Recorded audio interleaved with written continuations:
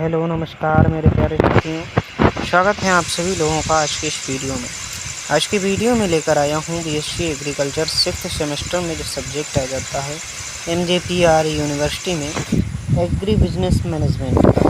तो आज का जो है इस सब्जेक्ट से संबंधित पहला वीडियो है और इसके बाद जो है 4 वीडियोस और मिल जाएंगे।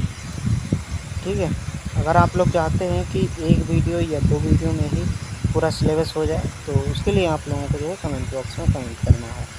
तो इसका जो है पेपर कोड है वो है 16166 और इसमें जो है आपका जो है ऑब्जेक्टिव क्वेश्चंस है। ठीक है, और ये जो सब्जेक्ट है हमारा ये 3 क्रेडिट का सब्जेक्ट है। ठीक है, 2+1 का सब्जेक्ट है, 2+1 क्रेडिट का सब्जेक्ट है और इसमें जो है 50 नंबर का आप लोगों को जो है क्वेश्चन पेपर देखने को मिलेगा और मिड टर्म आपके जो है 20 नंबर के हो चुके होंगे और टोटल जो है 20 + 50 ये 70 नंबर का आप लोगों का हो जाएगा। ठीक है, थ्योरी आप लोग देख सकते हैं, ये आप लोगों की थ्योरी हो जाएगी यहाँ से लेकर के सब। ठीक है, ये पूरी थ्योरी को आप लोग जो है अपना जो भी आपका सिलेबस है उससे मैच करके देख सकते हैं। इसी थ्योरी से संबंधित आप लोगों को सभी क्वेश्चंस मिलेंगे 200 के। ठीक है, 200 ये क्वेश्चन जो है और ये जो 200 क्वेश्चन हैं ये दोस्तों बहुत ही ज़्यादा महत्वपूर्ण है। ठीक है, बहुत बार ये पूछे भी गए हैं और फिर से पूछे जाने की अधिक से अधिक संभावना है, तो इसको हम वेरी इंपॉर्टेंट क्वेश्चन भी कह सकते हैं। ठीक है, क्वेश्चन पेपर आप लोगों को जितने मिलते हैं वो पढ़िए और कम से कम आप लोग जो है अपने सिलेबस से अगर कुछ पढ़ना चाहते हैं तो ये क्वेश्चन जो 200 क्वेश्चन है ये पढ़ लीजिए। ठीक है, तो 200 क्वेश्चन ये हो जाएंगे और आप 24-25 का आप क्वेश्चन पेपर देख लीजिए, इतने में आप लोगों के जो है 40 से 50 क्वेश्चन आराम से हो जाएंगे। फिर आता है अगला, इसमें जो है पहला भाग आ जाता है हमारा कि कृषि व्यवसाय का रूपांतरण, हितधारक घटक और नई कृषि नीति प्रश्न जो है 1 से लेकर के 30 तक इससे संबंधित पूछे गए। तो इसमें जो है पहला क्वेश्चन आ जाता है हमारा कृषि व्यवसाय में रूपांतरण मुख्य रूप से क्या दर्शाता है। तो यह जो है क्या दर्शाता है, राइट आंसर हो जाएगा साथियों बी वाला, कृषि को व्यावसायिक और बाजार उन्मुख बनाना दर्शाता है। फिर आ जाता है अगला क्वेश्चन हमारा कि एग्री बिजनेस शब्द का सर्वप्रथम प्रयोग किसने किया था। एग्री बिजनेस शब्द का सर्वप्रथम प्रयोग जो है किसने किया था, तो राइट आंसर हो जाएगा साथियों हो जाएगा ए वाला, जॉन डेविस और रे गोल्डबर्ग 1957 में इन्होंने उपयोग किया था। फिर आ जाता है अगला क्वेश्चन हमारा कि कृषि व्यवसाय प्रणाली के 3 मुख्य घटक कौन से हैं। तो इसके जो है 3 मुख्य घटक कौन से हो जाएंगे, इसका राइट आंसर हो जाएगा साथियों वो हो जाएगा ए वाला, इनपुट फार्म उत्पादन और उत्पादन प्रसंस्करण या विपणन। फिर आ जाता है अगला क्वेश्चन हमारा, इसमें पूछा गया है कि निम्नलिखित में से कौन कृषि व्यवसाय प्रणाली में एक प्रमुख इनपुट हितधारक है। तो इसका जो है राइट आंसर हो जाएगा साथियों वो हो जाएगा ए वाला, बीज और उर्वरक कंपनियां। क्या हो जाएगा, बीज और उर्वरक कंपनियां। फिर आ जाता है अगला क्वेश्चन हमारा, इसमें पूछा गया है कि भारतीय अर्थव्यवस्था में कृषि व्यवसाय का क्या महत्व है।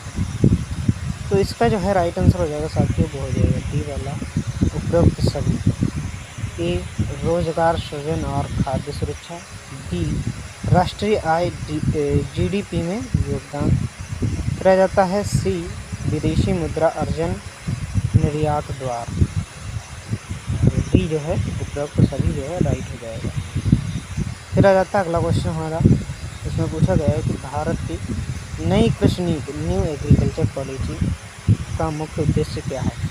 तो इसका जो है मुख्य उद्देश्य क्या हो जाएगा, राइट आंसर हो जाएगा ये वाला, कृषि में 4% से अधिक वार्षिक वृद्धि दर प्राप्त करना।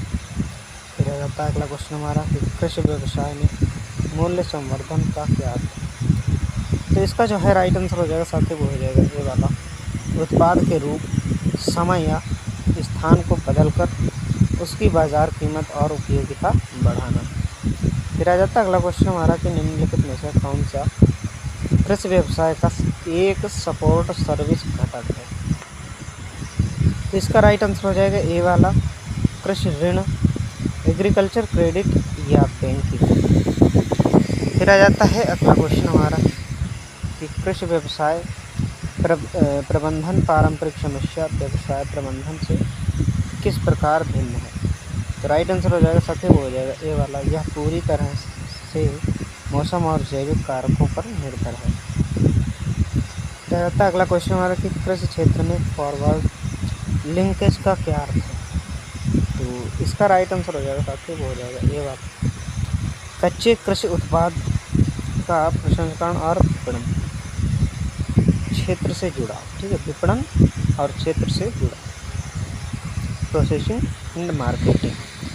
तो अभी तक आप लोगों ने यदि व्हाट्सएप चैनल को ज्वाइन नहीं किया है तो डिस्क्रिप्शन में उसकी लिंक मिल जाएगी, वहाँ से आप लोग जाकर के व्हाट्सएप चैनल को ज्वाइन कर सकते हैं और वहीं पर आप लोगों को इस PDF को पा सकते हैं। ठीक है, वहीं पर आप लोगों को ये PDF जो है दी जाएगी। तो चैनल को अभी तक सब्सक्राइब नहीं किया तो चैनल को भी सब्सक्राइब कर लीजिए, जिससे जो भी मैं वीडियो डालूँगा उसकी नोटिफिकेशन आपके पास सबसे पहले पहुँचेगी। फिर आ जाता है साथियों अगला क्वेश्चन हमारा कि कृषि क्षेत्र में बैकवर्ड लिंकेज का संबंध किससे है। इसका राइट आंसर हो जाएगा साथियों वो हो जाएगा ए वाला, कृषि इनपुट बीज उर्वरक मशीनरी की आपूर्ति से। फिर आता है अगला क्वेश्चन हमारा कि नई कृषि नीति में किस प्रकार की खेती को बढ़ावा देने पर विशेष बल दिया जाता है। तो राइट आंसर हो जाएगा साथियों वो हो जाएगा ए वाला, संविदा खेती और सतत कृषि। फिर आ जाता है अगला क्वेश्चन हमारा, इसमें पूछा गया है कि कृषि व्यवसाय के विकास में सबसे बड़ी बुनियादी ढांचागत बाधा कौन सी है। तो इसकी बाधा कौन सी है, राइट आंसर हो जाएगा साथियों ये वाला, कुशल कोल्ड चेन और आधुनिक गोदाम की कमी। आता अगला क्वेश्चन हमारा कि कृषि व्यवसाय प्रणाली में मध्यस्थ किस घटक के अंतर्गत आते हैं। तो इसका राइट आंसर हो जाएगा साथियों वो हो जाएगा ए वाला, विपणन और वितरण मार्केटिंग एंड डिस्ट्रीब्यूशन। फिर आ जाता है साथियों अगला क्वेश्चन हमारा, इसमें पूछा गया है कि भारत में कृषि व्यवसाय को गति देने के लिए स्थापित SFAC का पूर्ण रूप क्या है। SFAC का पूर्ण रूप क्या है, तो इसका जो है पूर्ण रूप क्या हो जाएगा, राइट आंसर हो जाएगा ए वाला, small farmers agri business consortium. क्या हो जाएगा, small farmers agri business consortium. किसका पूर्ण रूप है ये, SFAC का। फिर आता है अगला क्वेश्चन हमारा, इसमें पूछा गया है कि निम्नलिखित में से कौन सा कृषि व्यवसाय में उच्च जोखिम का कारण है। तो इसका जो है राइट आंसर हो जाएगा साथियों वो हो जाएगा ए वाला, मूल्य में अत्यधिक उतार चढ़ाव और खराब होने की प्रकृति, प्रेषिबिलिटी। फिर आता है अगला क्वेश्चन हमारा कि नई कृषि नीति के तहत रेनबो रेवोल्यूशन इंद्रधनुष क्रांति में क्या शामिल है। राइट आंसर हो जाएगा साथियों ए वाला, कृषि के सभी क्षेत्रों फसल बागवानी पशुपालन मत्स्य पालन का समग्र विकास। फिर आ जाता है अगला क्वेश्चन हमारा, इसमें पूछा गया है कि कृषि उत्पादकता बढ़ाने में कृषि व्यवसाय का कौन सा क्षेत्र सीधे मदद करता है। तो इसका राइट आंसर हो जाएगा साथियों वो हो जाएगा ए वाला, एग्रोकेमिकल और बीज उद्योग। फिर आ जाता है अगला क्वेश्चन हमारा कि कृषि व्यवसाय में फार्मर प्रोड्यूसर ऑर्गेनाइजेशन FPO की क्या भूमिका है। तो राइट आंसर हो जाएगा साथियों वो हो जाएगा ए वाला, छोटे किसान को एकजुट कर उनकी सौदेबाजी की शक्ति बढ़ाना। फिर आता अगला क्वेश्चन हमारा कि ग्रामीण क्षेत्रों से शहरों की ओर पलायन को रोकने में कृषि व्यवसाय कैसे मददगार है। तो इसका जो है राइट आंसर हो जाएगा साथियों वो हो जाएगा ए वाला, ग्रामीण स्तर पर कृषि प्रसंस्करण उद्योग के माध्यम से रोजगार देगा। फिर आता अगला क्वेश्चन हमारा, इसमें पूछा गया है कि कृषि इनपुट उद्योग का मुख्य कार्य क्या है? इसका जो है मुख्य कार्य क्या है? राइट आंसर हो जाएगा साथियों, वो हो जाएगा ए वाला, किसान को आधुनिक तकनीक और सामग्री समय पर उपलब्ध कराना। फिर आ जाता है अगला क्वेश्चन हमारा, इसमें पूछा गया है कि खाद्य प्रसंस्करण फूड प्रोसेसिंग क्षेत्र कृषि व्यवसाय के किस भाग का हिस्सा है? तो कृषि के जो है किस भाग का हिस्सा है? राइट आंसर हो जाएगा साथियों, वो हो जाएगा ए वाला, उत्पादन पश्चात, post production and value addition. फिर आ जाता है अगला क्वेश्चन हमारा, इसमें पूछा गया है कि कृषि व्यवसाय में उपभोक्ता को क्या माना जाता है? उपभोक्ता को क्या माना जाता है? राइट आंसर हो जाएगा साथियों ए वाला, बाजार का राजा, जो मांग और प्राथमिकताओं को तय करता है। फिर अगला क्वेश्चन हमारा, इसमें पूछा गया है कि भारत में कृषि क्षेत्र के व्यवसायीकरण को बढ़ावा देने वाला मुख्य कारक कौन सा है? इसका राइट आंसर हो जाएगा साथियों, वो हो जाएगा ए वाला, उच्च उपज देने वाली किस्में और नकदी फसलों को बढ़ता प्रचलन। फिर आ जाता है साथियों अगला क्वेश्चन हमारा, इसमें पूछा गया है कि कृषि व्यवसाय के विकास से किसानों की आय पर क्या प्रभाव पड़ता है? इसका राइट आंसर हो जाएगा साथियों, वो हो जाएगा ए वाला, आय में वृद्धि और स्थिरता आती है।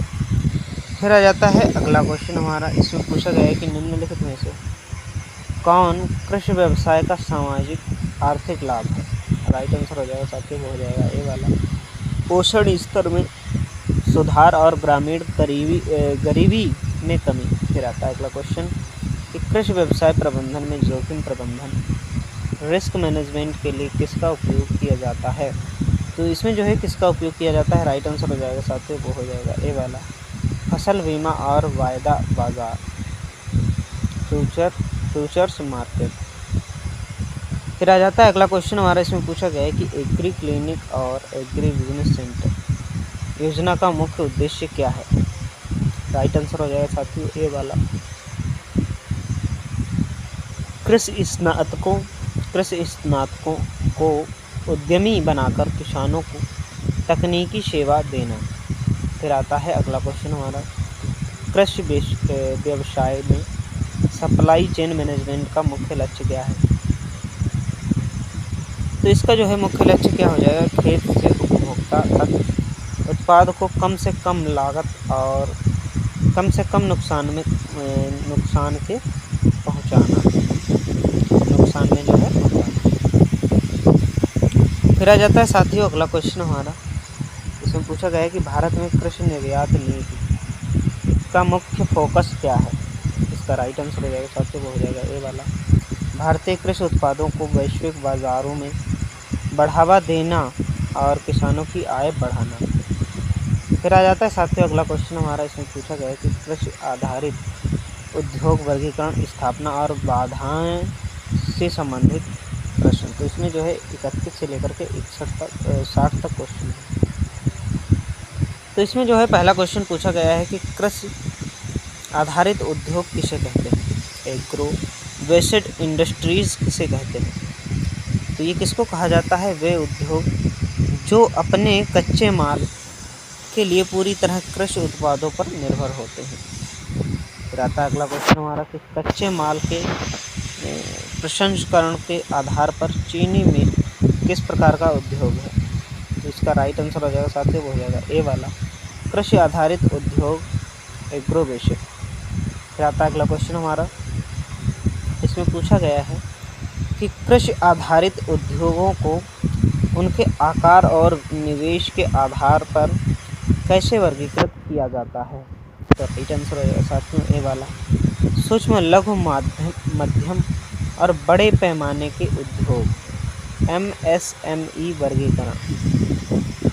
फिर आ जाता है साथियों अगला क्वेश्चन हमारा, इसमें पूछा गया है कि निम्नलिखित में से कौन सा एक कृषि प्रसंस्करण उद्योग का उदाहरण है? तो राइट आंसर हो जाएगा साथियों, वो हो जाएगा ए वाला, राइस मिल उसका उदाहरण है।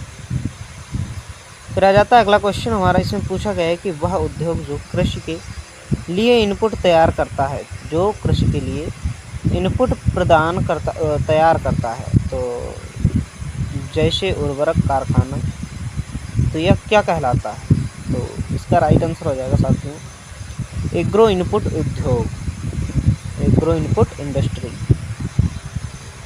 फिर आ जाता है अगला क्वेश्चन हमारा कि भारत में कपड़ा उद्योग किस प्रकार के उद्योग का उदाहरण है। तो इसका जो है राइट आंसर हो जाएगा साथियों, वो हो जाएगा ए वाला, कृषि आधारित बड़े पैमाने का उद्योग। फिर आ जाता है अगला क्वेश्चन हमारा कि कृषि उद्योगों की स्थापना के लिए भारत में जिला स्तर पर कौन सी नोडल संस्था सहायता करती है। राइट आंसर इसका है साथियों ए वाला, DIC, जिला उद्योग केंद्र, डिस्ट्रिक्ट इंडस्ट्रीज सेंटर। फिर आ जाता है अगला क्वेश्चन हमारा, इसमें पूछा गया है कि खाद्य प्रसंस्करण उद्योग को बढ़ावा देने के लिए भारत सरकार की प्रमुख योजना कौन सी है। तो भारत सरकार की प्रमुख योजना कौन सी है। राइट आंसर हो जाएगा साथियों, वो हो जाएगा ए वाला, प्रधानमंत्री किसान संपदा योजना, PMKSY। फिर आता अगला क्वेश्चन हमारा, इसमें पूछा गया है कि कृषि आधारित उद्योग स्थापित करने का पहला चरण क्या है। इसका जो है राइट आंसर हो जाएगा साथियों, वो हो जाएगा ए वाला, परियोजना की पहचान और व्यवहार्यता अध्ययन। फिर आ जाता है अगला क्वेश्चन हमारा, इसमें पूछा गया है कि कृषि आधारित उद्योगों की स्थापना में सबसे बड़ी कच्चे माल संबंधी बाधा क्या है। तो कच्चे माल संबंधी बाधा क्या है, राइट आंसर हो जाएगा साथियों ए वाला, कच्चे माल की मौसमी उपलब्धता और जल्दी ख़राब होना, सीजनल एबिलिटी मतलब मौसमी उपलब्धता। फिर आता है अगला क्वेश्चन हमारा, इसमें पूछा गया है कि भारत में डेयरी उद्योग किस प्रकार के कृषि आधारित उद्योग का उद्योग वर्गीकरण में आता है। तो ये किस प्रकार के उद्योग वर्गीकरण में आता है। राइट आंसर हो जाएगा साथियों, वो हो जाएगा ए वाला, पशुधन आधारित कृषि उद्योग लिव स्टॉक वैश्विक में आता है। फिर आता अगला क्वेश्चन हमारा कि सूक्ष्म लघु और मध्यम उद्यम विकास MSMED अधिनियम भारत में किस वर्ष पारित हुआ था। तो यह जो है किस वर्ष पारित हुआ था। राइट आंसर हो जाएगा साथियों, वो हो जाएगा 2006 में पारित हुआ था। फिर आता अगला क्वेश्चन हमारा कि कृषि आधारित उद्योगों को वित्तीय सहायता देने वाली भारत की सर्वोच्च संस्था कौन सी है। तो भारत की जो है सर्वोच्च संस्था कौन सी है। राइट आंसर हो जाएगा साथियों, वो हो जाएगा नाबार्ड, राष्ट्रीय कृषि और ग्रामीण विकास बैंक है। फिर आता है अगला क्वेश्चन हमारा, इसमें पूछा गया है कि खाद्य प्रसंस्करण इकाइयों के लिए FSSAI लाइसेंस क्यों अनिवार्य है। तो इसका राइट आंसर हो जाएगा साथियों, वो हो जाएगा ए वाला, खाद्य सुरक्षा और गुणवत्ता मानकों फूड सेफ्टी स्टैंडर्ड्स को सुनिश्चित करने के लिए।